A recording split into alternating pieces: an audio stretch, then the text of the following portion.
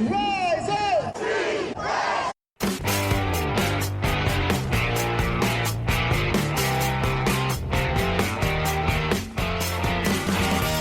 This is the Rise Up See Red podcast, all about the Arizona Cardinals and the NFL, featuring insider and outsider perspectives. Enjoy the best hour of Cardinals talk on the web. Now here are your hosts, Jess Root and Seth Cox.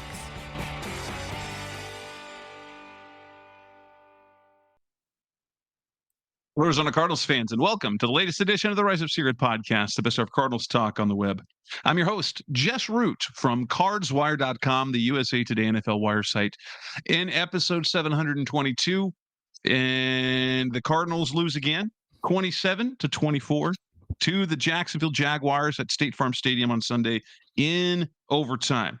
This is the reaction show. I've got my co-host here, Seth Cox from RevengeOfTheBirds.com, SB Nation's Arizona Cardinals site. And Seth, they found a new way to lose, didn't they? Like, they found something that hasn't been done this century, according to the broadcast, right? They found a new and interesting way to lose on Sunday, didn't they? Yeah, and it's unfortunate because one of the things that we've talked about the last several weeks is just how much they needed to play better complementary football, right? And so you and I, in our text group, thought this might have been the best defensive performance of the season. Statistically, from all of the metrics and things of that nature, it was undoubtedly the best defensive performance of the season. And you ended up seeing a game that they lose in overtime despite creating 4 turnovers, one that led to a defensive score. That's basically unheard of. Well, what was it the stat that was said on the Cardinals broadcast that teams that are +4 in the last 25 years, teams that are +4 in the turnover margin were 50-0. They were 50-0 when they had a +4. The Cardinals went +4. They had 4 takeaways.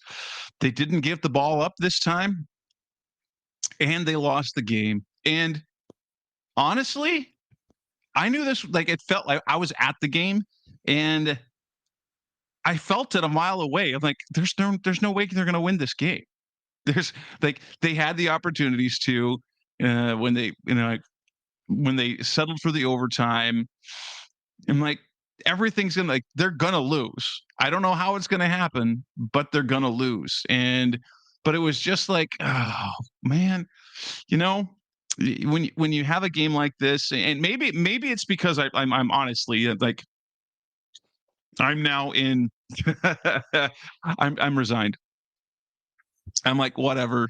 Go ahead and lose. Go ahead and, like, this is what everyone wanted. This is what everyone wanted. They wanted this. They wanted this team and this offense to look like this, and so it's funny.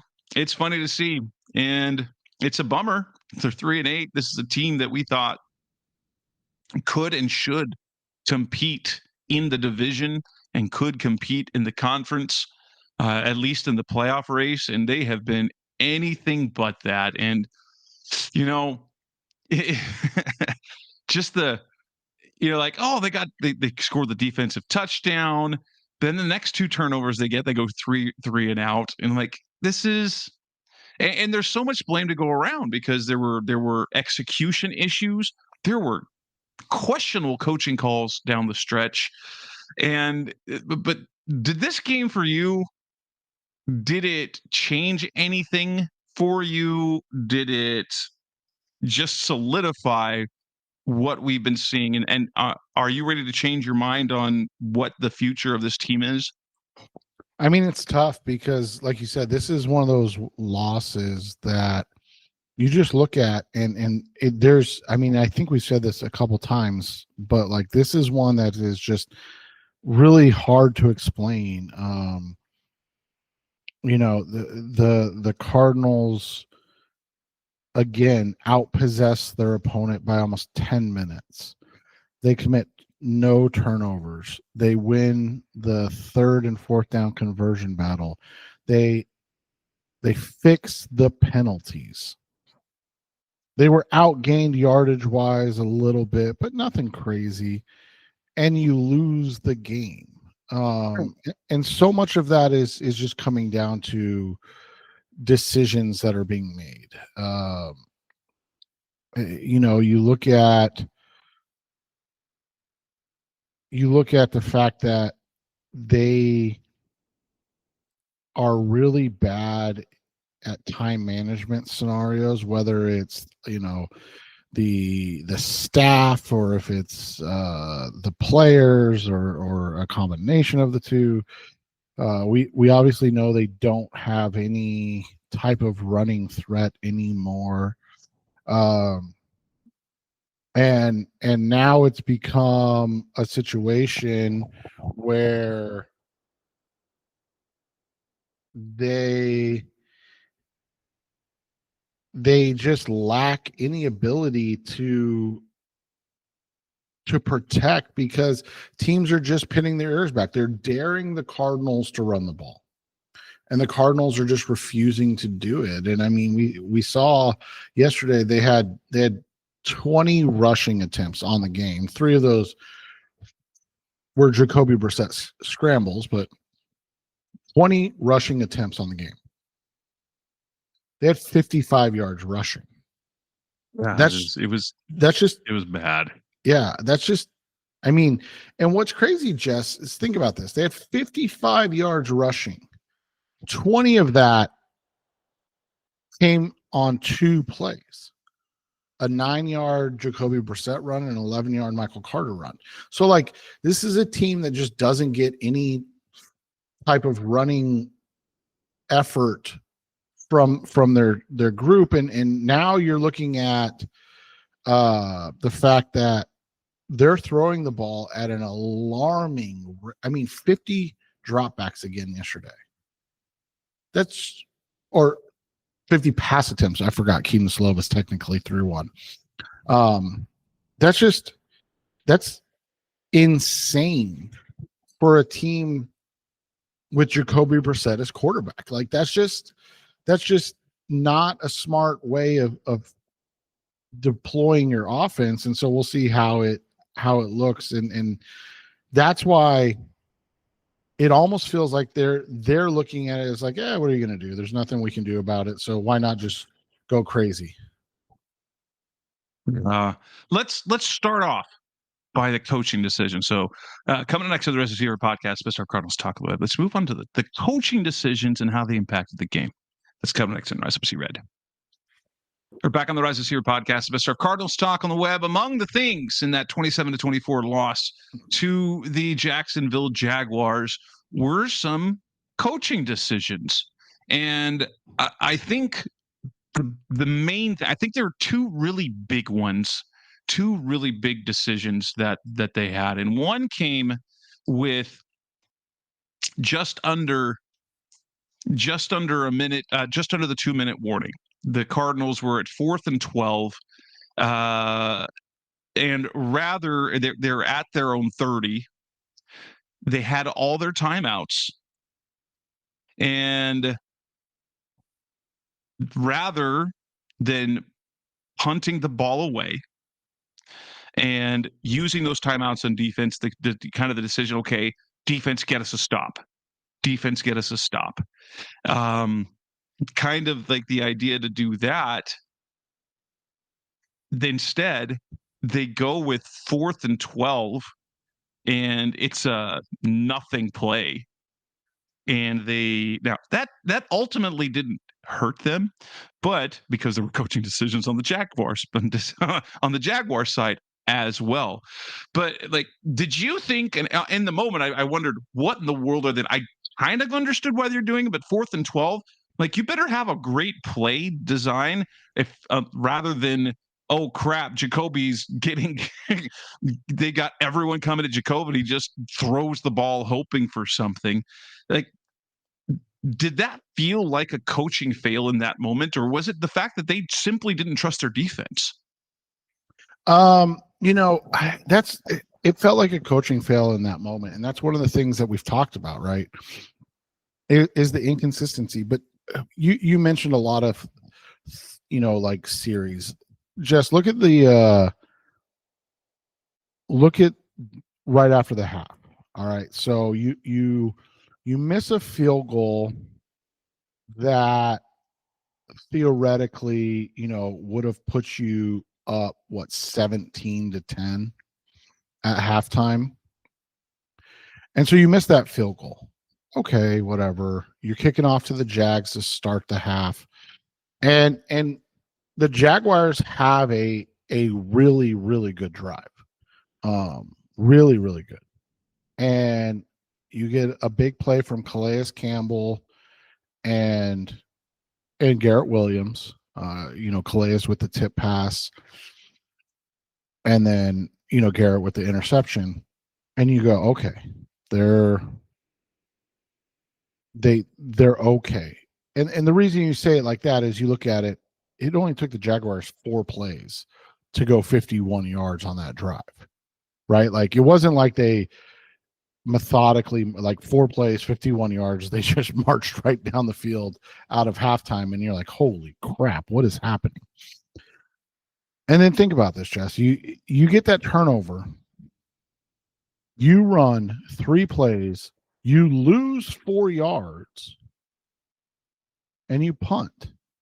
And the Jaguars have a huge punt return. Parker Washington's a very dynamic return man.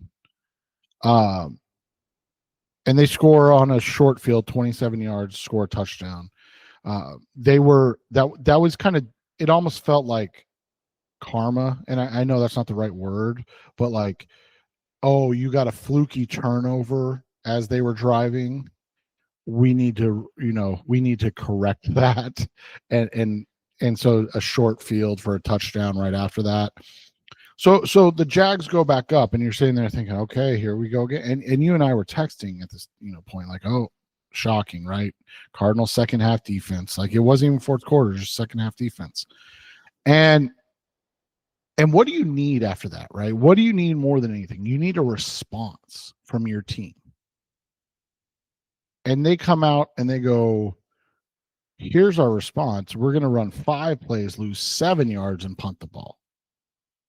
And it's just like, holy. And then your offense or your defense comes out, forces another interception. This one, a great play by Akeem Davis-Gaither, really, really baits Trevor Lawrence to make a really just silly throw, gets the pick. Okay. All right, here we go. Plus side of the field, right? Like, you're at the Jacksonville 39, Jess. This is these are guaranteed points. All you have to do is just, run 3 plays, gain a couple yards. You can kick the field goal, and now you're tied again, right? And instead, you somehow run 3 plays and lose 8 yards. Jess, coming out of the half, they forced 2 turnovers, and their offense responded with negative 19 yards. In the third quarter. Yeah, it's crazy. Like, what is this team? Like, you're finally getting elite's a strong word because they did give up touchdowns, but you're finally getting that defensive performance that we've been talking about that has been missing from this team. And your offense goes, I don't know how to play football. And like, that's what you get. Like, that's just baffling to me that this is like, there's just no consistency that, we talk about it every week. There's no complimentary football. And this is just a team that after last week's, and I hate again saying it like this, but like after last week's bizarre locker room rallying around Jacoby Brissett of like, oh, he makes it easier for us and this and that, right? Like all that crap. To come out and have that offensive performance is genuinely embarrassing. Yeah. Yeah. And then there was the mismanagement at the end of regulation, when they got the 31-yard pass to Michael Wilson, and we'll go to the next bad coaching decision as well, which came immediately after the Cardinals went for it on 4th and 12. Is that the Jaguars were faced with 3rd and 1, got stuffed, and then on 4th and 1 at the 28-yard line. Arizona's 28, so it would have been a 46-yard field goal, something we know that Cam Little most certainly can make. Rather than kick a field goal, go up by 6, and force the Cardinals to go down the field to win the game with no field goal option, they decided to go for it, and the idea to run out the clock. Now, I understand that, but at the same time, what about the Cardinals? But did you think? And I know one of the guys in our group said, if I were them, I'd consider going for it, and they did go for it, and they got stuffed. But wouldn't it just made more sense to kick the field goal and then put the Cardinals in a situation where it's win or lose? There was no field goal to be able to hedge with. And I feel the teams kind of mess this up as well. Like, if you're only up 3, it doesn't take much for an NFL offense to get into field goal range, especially with how good kickers have been this year.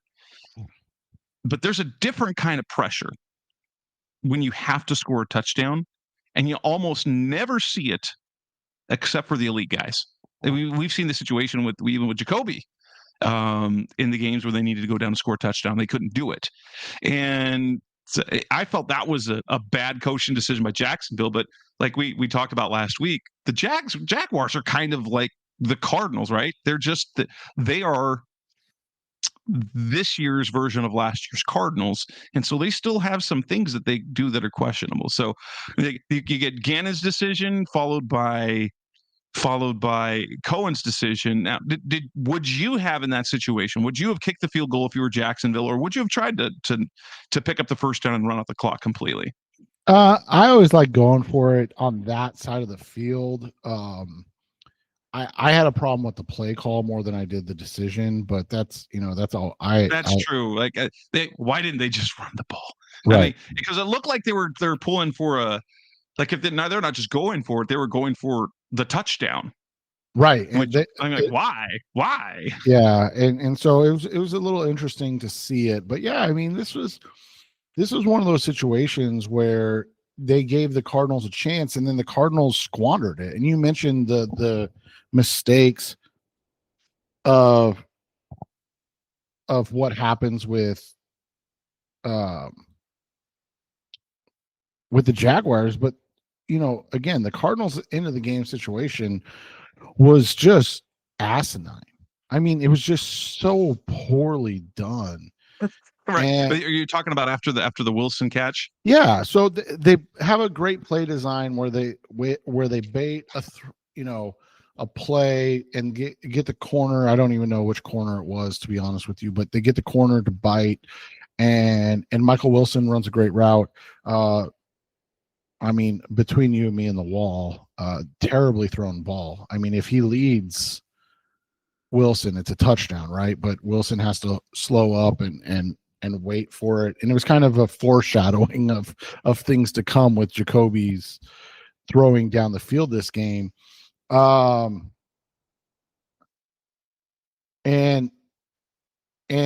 you look at that and you go, okay, that didn't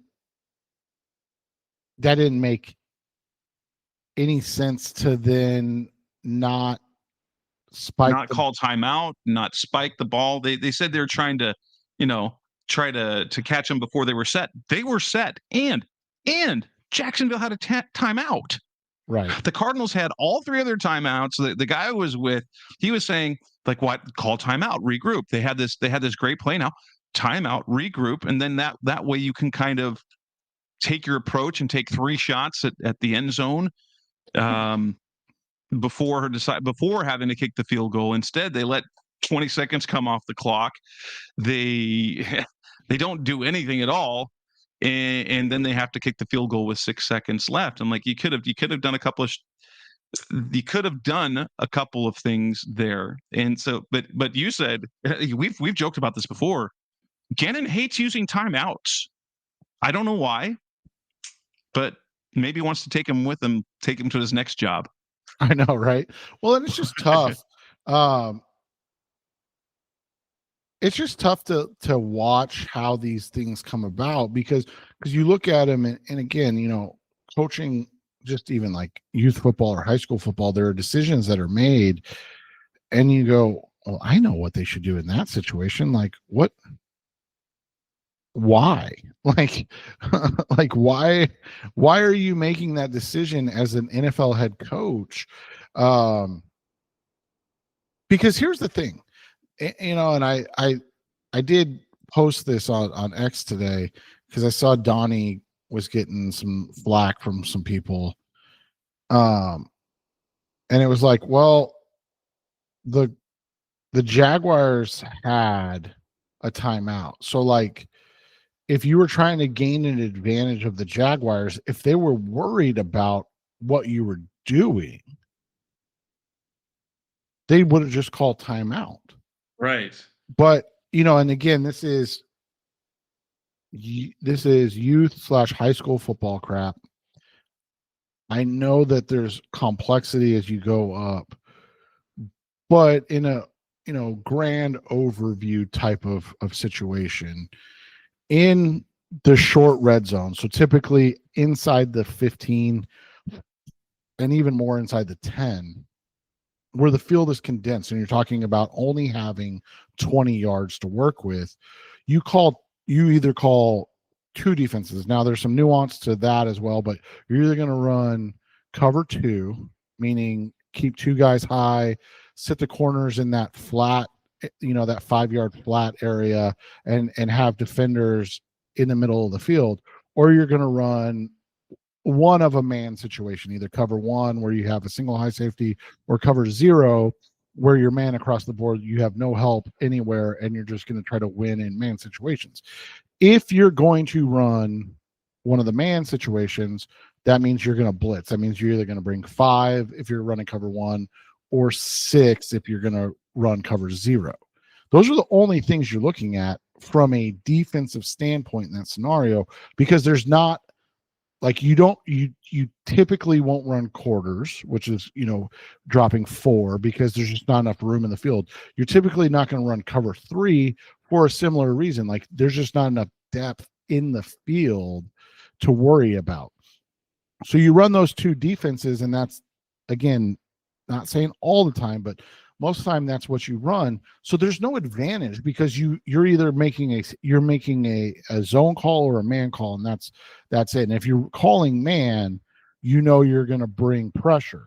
Well, they ran zone, and it almost like confused the Cardinals, right? Like they didn't even get a good look.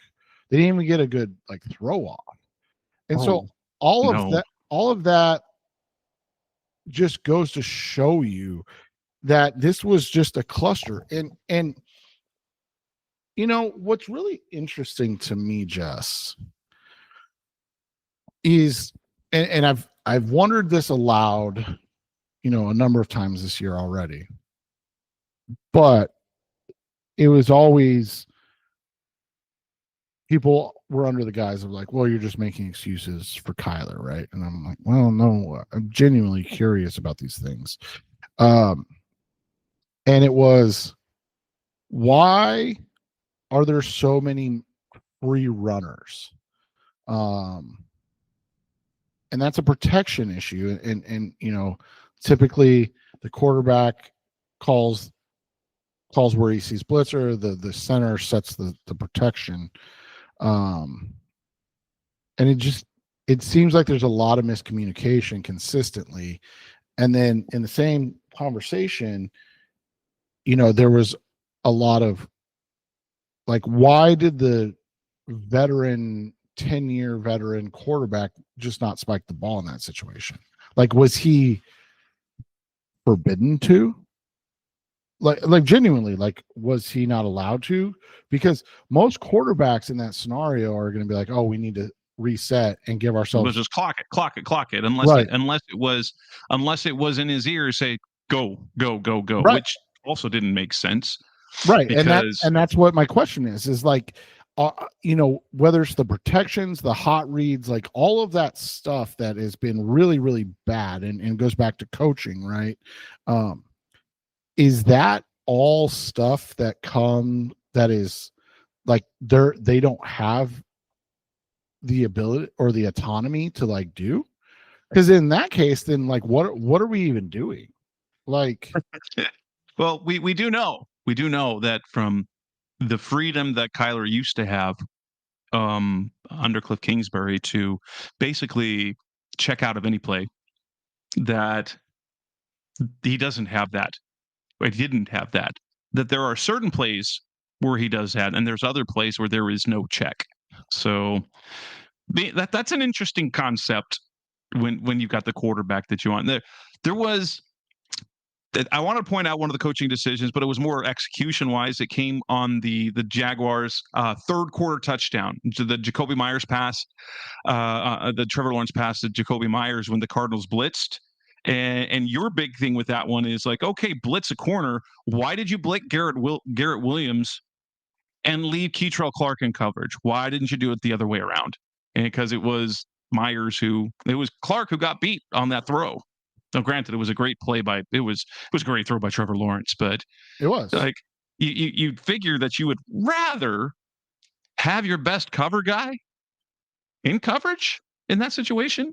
Well, rather than Keitrell Clark, especially Clark. What is Clark? He's good. He's a good physical player. Right. And you look at a couple things. Theo Mackey of AZ Central, I believe it is. He talked about it after the game and brought it up and like and I wrote about it today on the site. Like the cornerback snap count was really odd yesterday, unless Max Melton's dealing with something, and we know how open and honest this regime is with injuries. But like it didn't really make any sense. I mean, and again, we like Keitrell Clark, so this is not coming from a place of, but like Keitrell Clark is not as good of a cover guy as Max Melton. He's just not. And so why in that scenario, like you said, why are you blitzing Garrett Williams? One, but two, why is Keitrell Clark in and not Max Melton in a right. Do or die scenario? Is this one of those, what's the fancy term now? Soft benchings that we hear so much about, right? Yes. Like, and it's again, something disciplinary, or I don't know. It's right. It's so interesting to see when things. Oh, we were rotating them, but you weren't. Why? Yeah, and you weren't. and you mentioned it, right? So you have that, and then you have Denzel Burke, who again, big fans of Denzel Burke on this podcast, but a rookie 5th round pick over your 3rd year 2nd round corner, like. Make it make sense, right? Like, what are we doing? Those are all questions that like, and I know we'll never get the answer, but why do we not get an answer on those things? Like, why, how hard is it to be like, oh, we were just looking at something different. Oh no, we were rotating them. No, you weren't. Like, we have the snap counts. You weren't rotating them. Yeah. So, what is the reasoning behind it? Those were two things that really stuck out, right? And then we look at the overtime, like at that 4th down throw by Jacoby. You've got, what is it, 4th and 4. They go for it all, and Ganna's like, love it, going for the win. I'm like, maybe they got double, and it was double, and they got man coverage, but did they fail to account for the fact that that is safety high and it's Jacoby Brissett throwing the ball to Xavier Weaver? Was that really what they wanted for that last play? Because you would have thought, and I get trying to go for a win, but based on what Gannon said, was that a poorly thrown ball by Jacoby? Then should he have, or not knowing the route concept, should he have tried to get Weaver back on the outside instead of leading him right into the safety? Yeah, and that's why I said Jacoby had probably his worst game in which it was close yesterday, and that goes to why they lost the game, because anytime you get force four turnovers in a game, you should win that game. And it was just a lot of missed throws. I know he had 67% completion and threw for 317 yards, but there were a lot of missed throws. I mean, you and I were texting about the it. End zone throws on the other side. Yeah, right before the half ended, he missed 2 back-to-back, and didn't miss in the sense of oh shucks, no, he didn't give his wide receivers a chance to make a play on the ball. Right. They were way out of bounds. There was no chance at all. So those are interesting things, because you just saw a guy that just missed a lot of chances yesterday. And again, when you look at it, I mean, they had 4 series in the game, Jess, which is just preposterous to think about. And none of them were before the half or right at the end of the half, or right at the end of the game. But they had 4 series where they had negative yardage. They had 5 series where they gained less than 15 yards. Those, that's just really bad offense. And you and I have voiced our concerns and have been insanely correct and accurate about the issues with the Petzing offense overall. And what it does to quarterbacks and what it asks of quarterbacks, but also there were just a lot of misses yesterday. And to me, especially in the second half, after Jacoby took that hit and got knocked out, that speaks to a guy that's starting to feel the wear of all those hits. And let's move on to that. Coming up next on the Res is Here podcast, Mr. Cardinals Talk on the Web. Let's talk about the offensive performance. For me, there are 2 major things that stand out. That's coming up next on Res is Here. We're back on the Res is Here podcast, Mr. Cardinals Talk on the Web, talking offense, the offensive performance by Jacoby Brissett and the offense. For me, it came down to of all the problems, there were 2 notable big time problems. One was the run game. You mentioned that earlier. They rushed for 55 yards. 20 of those came on 2 plays. One was a scramble by Jacoby Brissett. One was the nice 11-yard scamper by Michael Carter. But Bam Knight wasn't good. 10 carries for 12 yards. Now, in fairness, we talked about Jacksonville stops the run. They're number 2 in the league against the run. And number 10 in yards per attempt. So this was a good game, and that was the thing that we kind of expected. But the other thing is, oh my gosh, remember they talked about the San Francisco performance as it was a good job because no sacks allowed. And we looked at that, no sacks allowed, 4 hits. Well, okay, maybe things are turning around. But it really just goes to show how bad the 49ers pass rush was, because coming back, it was more of the same. It was more of the same of what they said, even worse. He was hit 15 times, a season high 15 times, was sacked 6 times. And that brings that even with the average, even with the no sacks and only 4 hits against the 49ers, that gives him now 24. Jacoby Brissett's been sacked 24 times, 4 per game in 6 games. He's been hit 64 times, so at a clip of more than 10 a game. I think we can probably look at that. Those two things is the inability to run the ball, and then the 6 sacks are ultimately the reason why they couldn't take advantage of the takeaways. Yeah, and that's just it, right? It's a guy in Jacoby who our good buddy Blake Murphy, texted us today and jokingly talked about quarterbacks that have been sacked at least 10 times in a game, and Jacoby Brissett's on there, which is baffling for a guy that's only started 59 games in his career. That one of those games he's been sacked at least 10 times. Like that's an absurd amount of being sacked, in a game.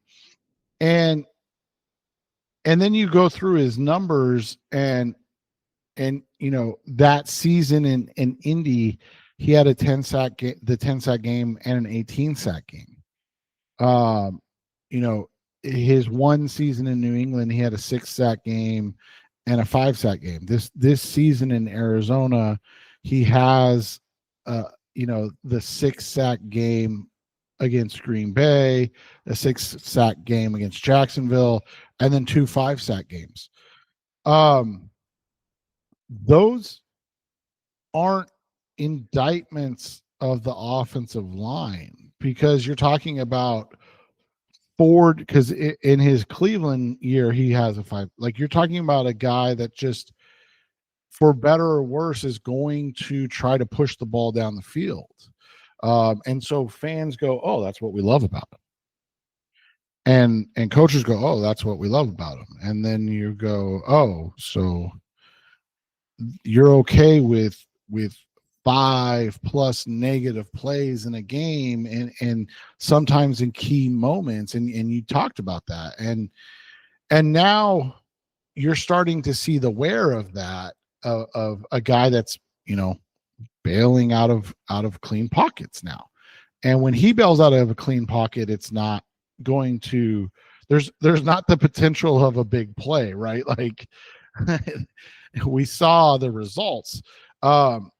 And we're seeing a guy that is starting to miss throws that he was hitting a couple of weeks ago.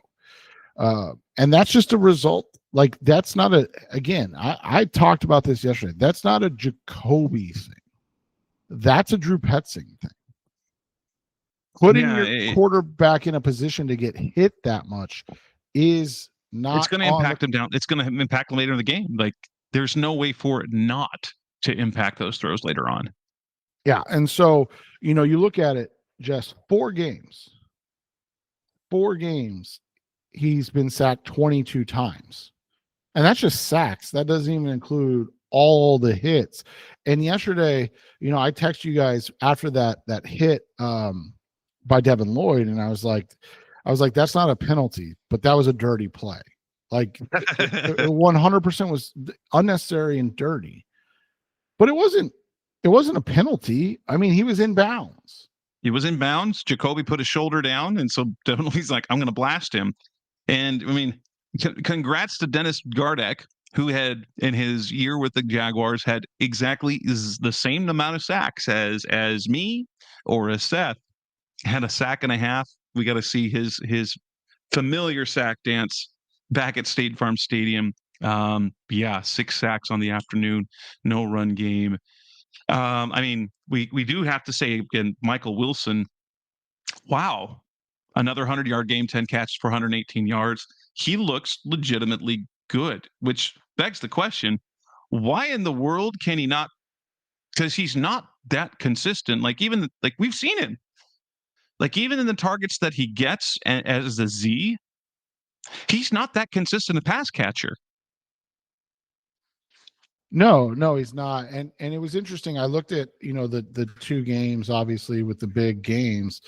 And you look at a couple things. The first thing you look at is there's not a whole lot of yak. Yesterday was better. I think he had almost 40 yards of yak yesterday, which is yards after the catch. That was better. But the week before with the 185 yards, only 18 after the catch.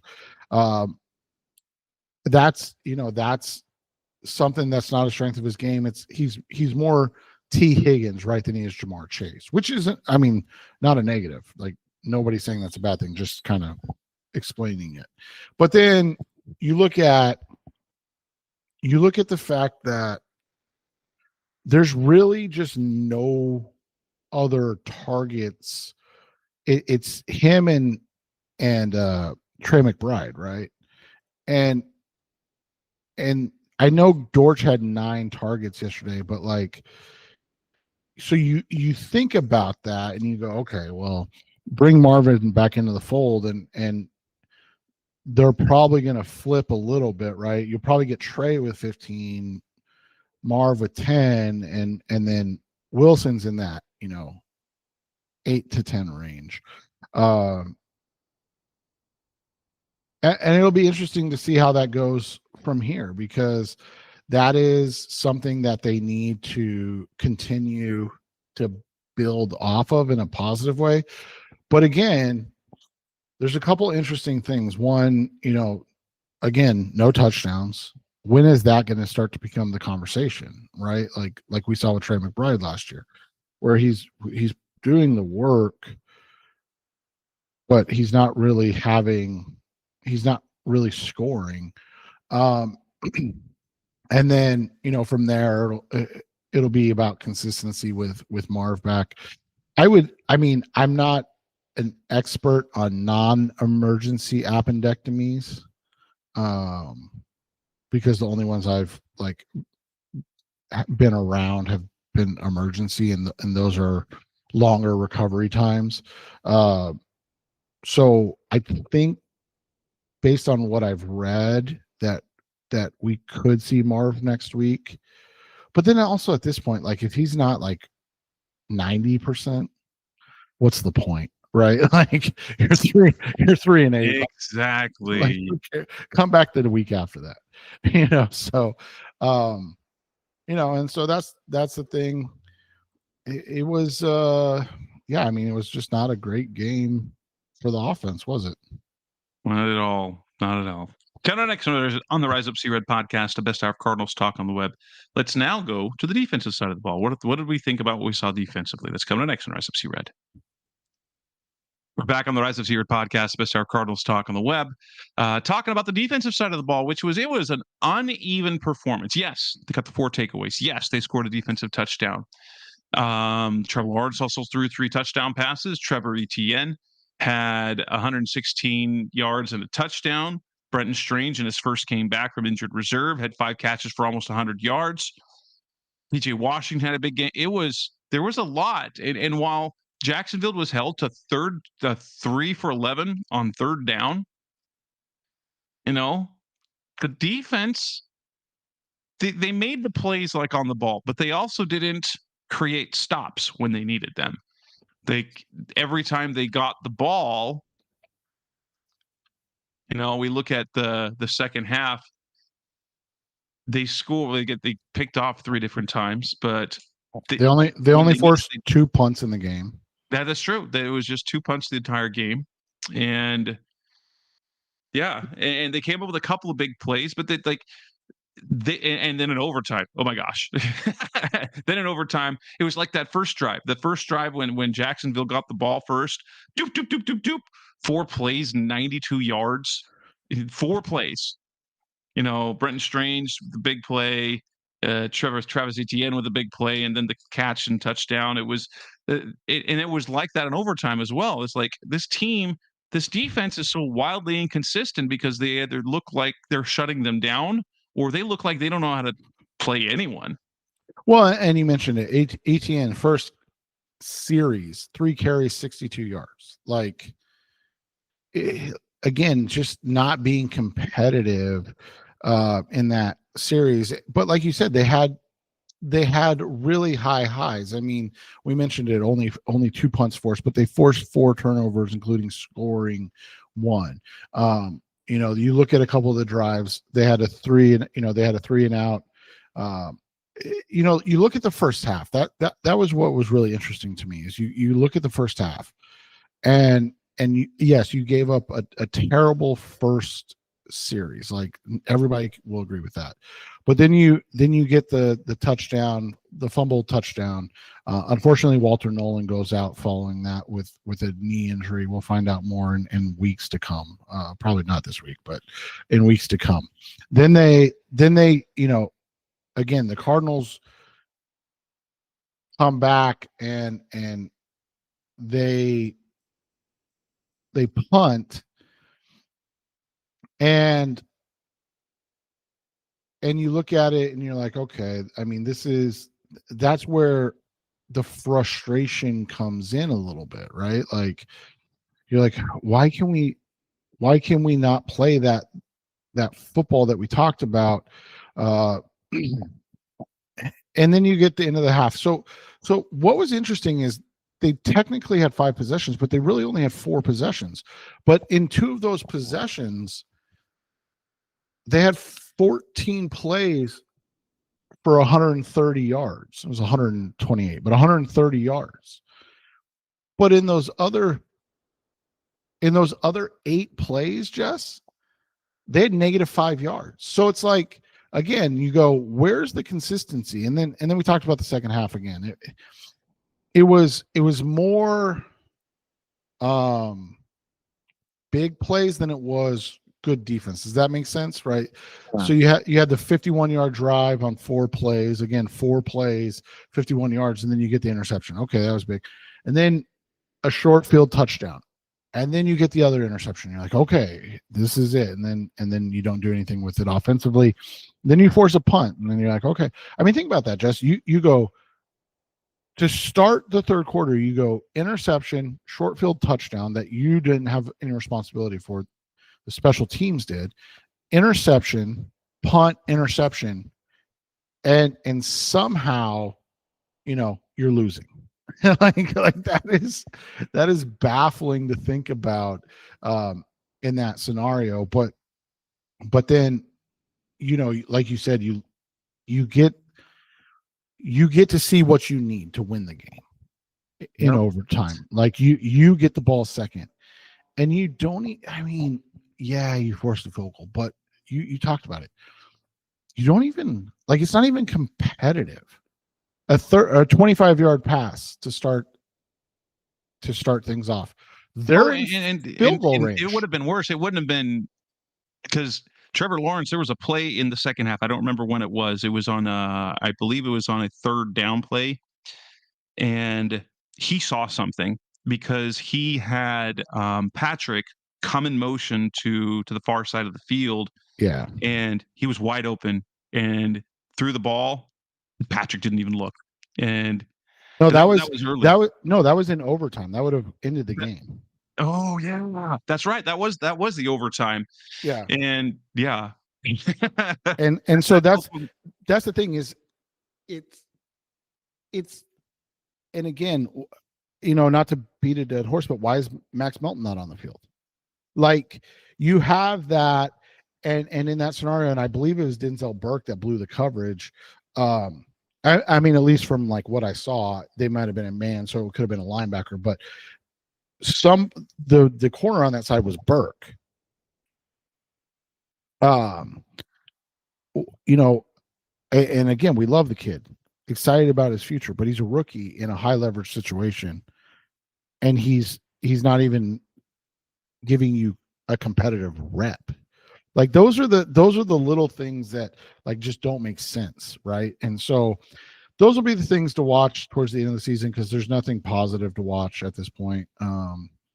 In terms of competing for the playoffs or anything like that. I am interested that the fans have gone full on tank mode.